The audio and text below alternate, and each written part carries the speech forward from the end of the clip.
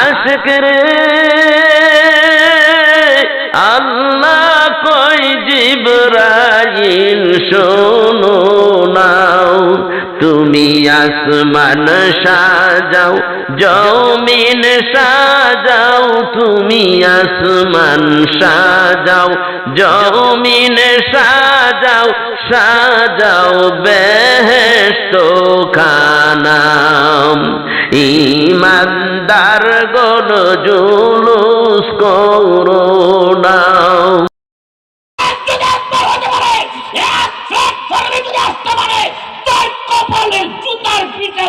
হত্যা করা হবে, বেশি অপেক্ষা কর।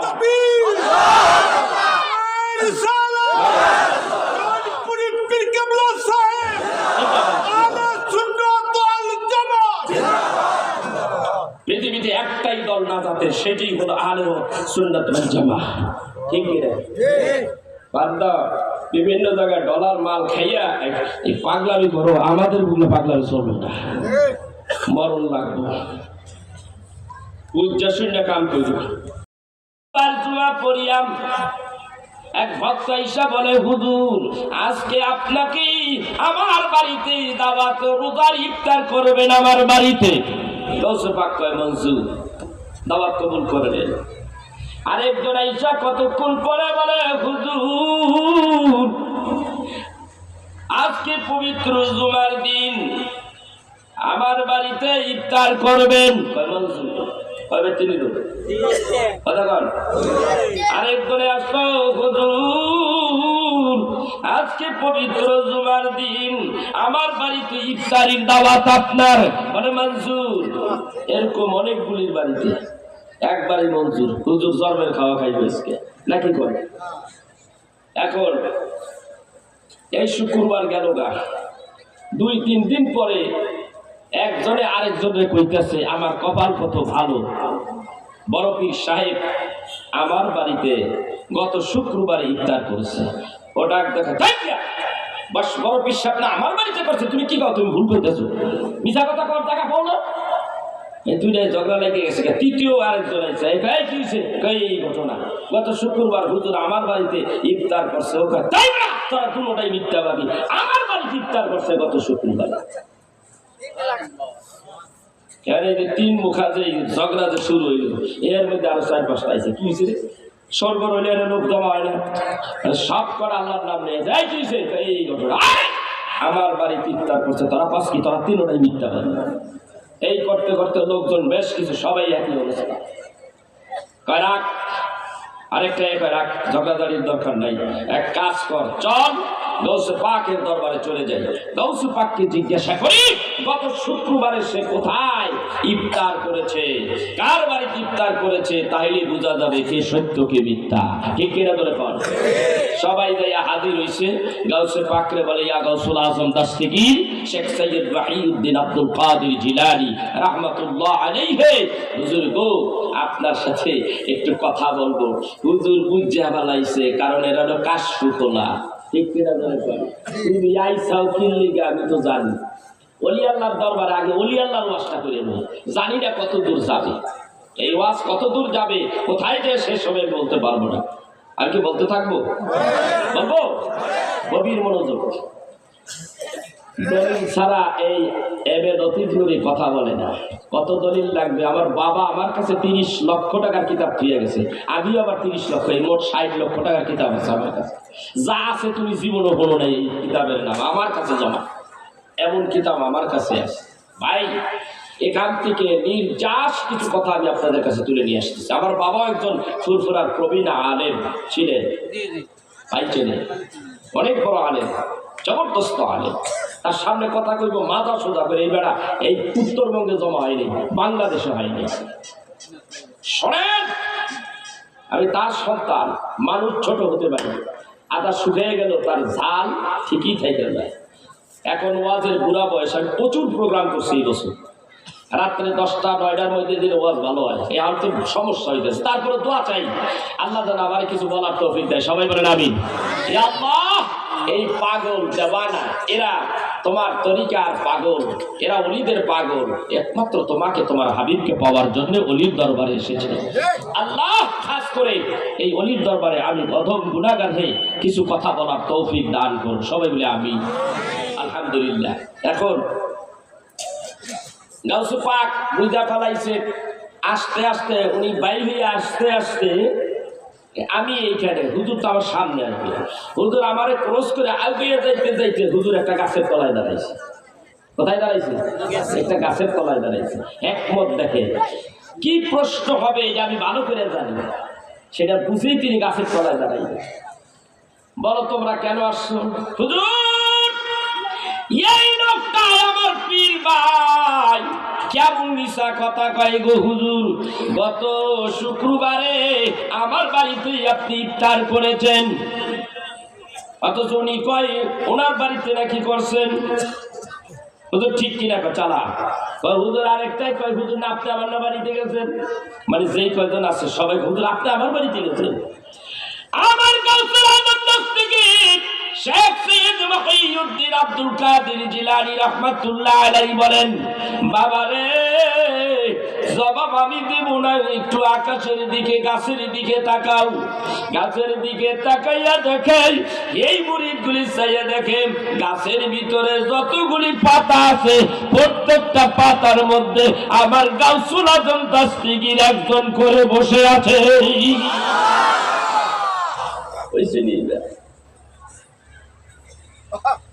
আপনারা বাহাদাতুল আসরার কিতাব এটার মধ্যে পাবেন, বুনিয়াতুত তালিবিন এর মধ্যে পাইতে পারেন, এরপরে তার ভালো ভালো প্রসিদ্ধ জীবনীর মধ্যে এই ঘটনাটা পাইতে পারেন। এই গাউসুল আজম দস্তগীর আব্দুল কাদের জিলানী রাহমাতুল্লাহ আলাইহি, এটা কোন স্তর কোন মাকাম সেটা বলতেছি। শাহ কারামাত আলী টেনপুরি হুজুর রাহমাতুল্লাহ আলাইহি এখন আইছে কে? বড় বাবু, মনে আছে? বড় বাবু আইছে বলে বড় বাবু দরজার কিনারে খাড়াইছে বলে বড় বাবুর একটা ঝাটকা দিয়ে দিছে। কি ঝাটকা দিছে? 8 দোগড়ে 16 দিয়েছে। তো বড় বাবু তো আবার একটু জ্ঞানী গুণী বেশি, এর লিগে তুমি দারোগা না তুমি পুলিশ হইতো, ঠিক কিনা? রাগ দেখা হুজুর এক্সকিউজ মি, ক্ষমা করবেন আপনি ওলি আল্লাহ মানুষ বুঝতে পারি নাই হুজুর, দয়া করে আপনি আপনার নিজের শুরুতে প্রকাশ হন। এইভাবে যদি আমাদের আম মানুষ আমাদের যদি এইভাবে কারামত দেখাইতে থাকে আমরা কি করব? আমরা তো ধরা পড়ে যাব হুজুর। আমরা সরকারের চাকরি করি, তাদের নির্দেশ ডায়েরি করেছে, চাকরি করেছে, কেস করেছে, আপনার নামে ওয়ারেন্ট বের হয়েছে, হুজুর দয়া করে। হুজুর তার এক শুরুতে ফেরত আসলেন, এসে ডাকটা বলে এই শোনো, কি হয়েছে, কি কারণে তোমরা আমাকে ধরতে এসেছো? বলে আপনি মার্ডার কেসের আসামি। আমি আবার খুন করলাম কবে? তাই হুজুর ওই মাহফিলের মধ্যে এই ঘটনা, তার সন্তানেরা তার আওলাদেরা আপনার নামে মামলা করেছে, সেই মামলা আমরা নিয়েছি, এই জন্য আসছি। বলে চলো তাই নিয়ে, তার তো মাটি দিছে, তার কবর কোথায় সেখানে নিয়ে চলো। আমাদের কবরের কিনারে নিচে কয়টা কার কবর, কয়টা হেই বেড়ার কবর, কয়টার মধ্যে কোনো মানুষ নাই, এইটার মধ্যে একটা কালা কুত্তা ঘুমাইছে। কি কইছে? কুত্তা তো ঠিকই কইছে, কারণ সুদ করে নামাজ পড়ে না, ও তো কুত্তা। কথা কর না কে? ইয়া আইয়ুহাল্লাযীনা আমানু ইন্নামাল খামরু ওয়াল মাইসির ওয়াল আনসাবু ওয়াল আজলাম রিজসুম মিন আমালিশ শাইতান ফাজতানিবুহু লাআল্লাকুম তুরহামুন।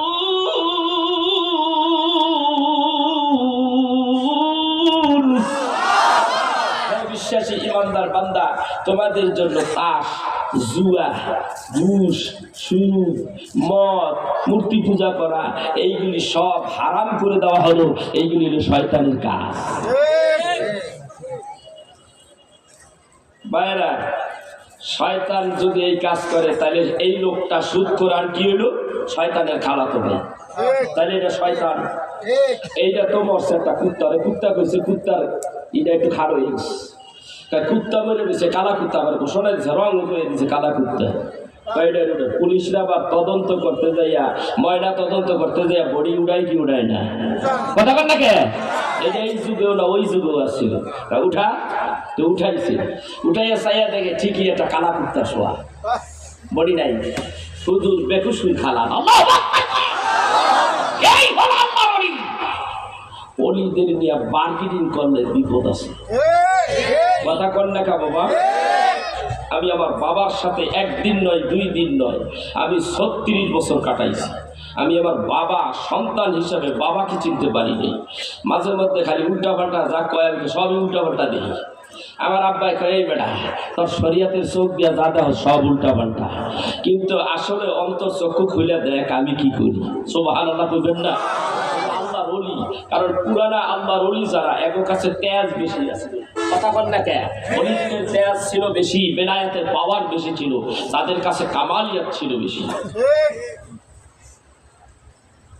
আছে না নাই আছে জয়পুরি হুজুরের কাছে আছে না নাই এই খানকায় কিছু আছে না নাই কথা কোন আপনারা বলেন এই খানকা হক জোরে বলেন হক কিনা আমরা সবাই মানি আল্লাহর ওলির সন্তানের আল্লাহর ওলির ব্লাড আল্লাহর ওলির রক্ত তার শরীরে বইছে আমি তাকে অত্যন্ত ভালোবাসি আমি যেই সেই জায়গায় দাওয়াত নিই না আমি যেই সেই জায়গায় চেয়ারে বসি না গদি একটা দিনেই বসি না এই হুজুররা আমি আরো বহু আগেই দেখছি আফতাবনগর দাখিল মাদ্রাসায় হুজুর কেবলার আমি 2 জনে করেছি ওয়াজ করেছি হুজুর এসেছে আমি তার কপালের দিকে তাকিয়েছি আমি 39 বছর ধরে তরিকা নিয়েছি 39 বছর আমার ওজিফা কামাই নাই যদি কোনো ব্যক্তি বলে যে হুজুর একজন ব্যক্তি ইন্তেকাল করেছে ওই ব্যক্তির জানাজার নামাজ পড়তে হবে 40 বছর তার ওজিফা কামাই নাই এই ব্যক্তি তার জানাজার নামাজ পড়াবে এমন কেউ আসেন তাহলে আমি প্রথমে হাত তুলব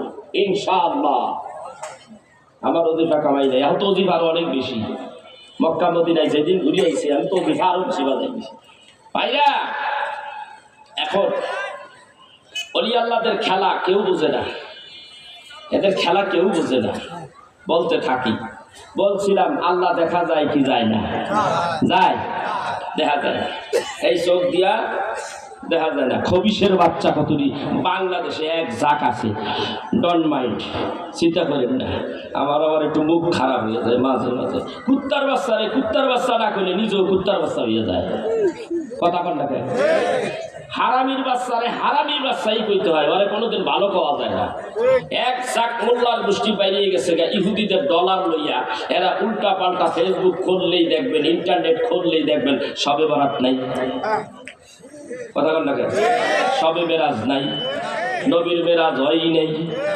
মিথ্যা কথা ডাহা মিথ্যা কথা অথচ আল্লাহর কোরআনে ডাইরেক্ট আছে এই জন্য মাথাটা গরম হয়ে যায় সত্য কথারে যখন মিথ্যায় পরিণত করে তখন মাথা আমি আর বসে থাকতে পারি না কারণ আল্লাহ রাব্বুল আলামিন সূরা বনী ইসরাঈলের প্রথমেই বলে দিয়েছে রাসূলের মেরাজ সরাসরি হয়েছে মিথ্যা কথা আমাকে বুঝাইতে থাকো আমি তোমার কথা বুঝবো না উল্টা লাচকি গুতা কয়েকটা দিয়ে দেবো কথা কন না কে ডাইরেক্ট আল্লাহর কোরআনে দলিল হাদিসে আর যাব না এবার আসেন এখন কয় পীর মুরিদি হারাম এটা জায়েজ নাই তোর বাপে পিসাবের কাছে যাইয়া তোর জন্য দোয়া চাইছে তারপর তুই মোল্লা হইছস মোল্লা হওয়ার পরে তারপরে তুই বিদেশে যা গেছস হয়ে গিয়ে ডলারে বেচা কিনা খাইছস ঠিক কিনা ধরে কর এই সমস্ত মানুষরা ও ওলি আল্লাহদের বিরুদ্ধে কথা কয় যাদের জন্মের মধ্যে ডিস্টার্ব আছে তারাই ওলি আল্লাহদের শানে বেয়াদবি করে ঠিক কিনা ধরে কর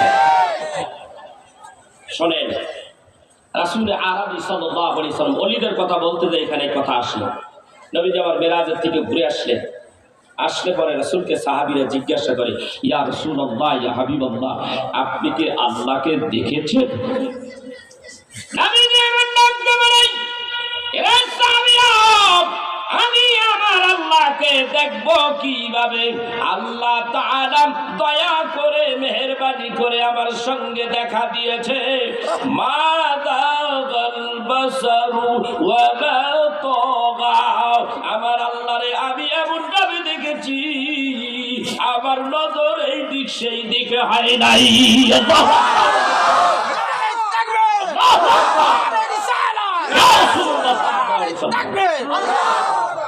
আজকে বাতিলি ব্যাগ সব ভাইয়া দিবে কপালে আমার যা আছে, আছেন না নাই? আছেন? বাতিনি ব্যাংক সব ভাইয়া দিল, অলি আল্লাহর কাছে কিছু নাই। ওই চোখ তৈয়ার করো, কথা কন না কেন? শোনেন, এখন সাহাবীরা জিজ্ঞাসা করে, ইয়া রাসূলুল্লাহ, এ বাবা পায়ে চা দাও তো গরম।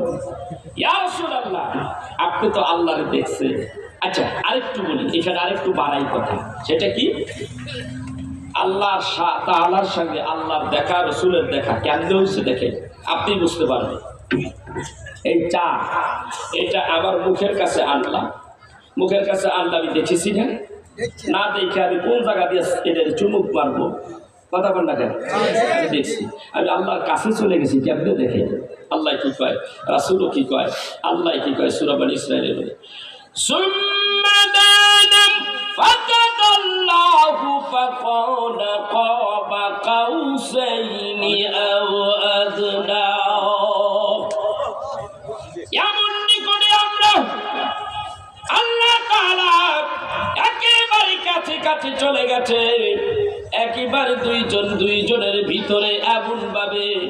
তাফসীরে জালালাইন শরীফটা খুলে দেখেন রে বাবা, এই জালালাইন শরীফের মধ্যে আছে আল্লাহ তাআলা রাসূল দুইজনের অবস্থাটা কেমন।